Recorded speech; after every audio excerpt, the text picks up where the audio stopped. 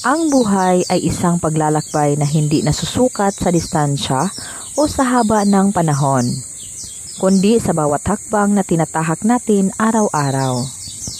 Sa kabila ng mga karaniwang pagsubok at tagumpay, ang tunay na halaga ng paglalakbay na ito ay matatagpuan sa maliliit na detalye at simpleng karanasan.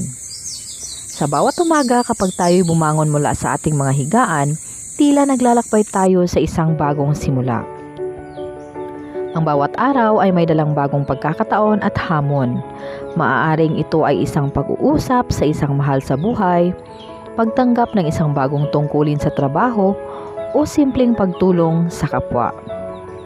Ang mga ganitong sitwasyon ay mga piraso ng ating pang-araw-araw na paglalakbay na hindi laging nasusukat sa tagumpay o kabiguan kundi sa mga natutunan at naibabahagi natin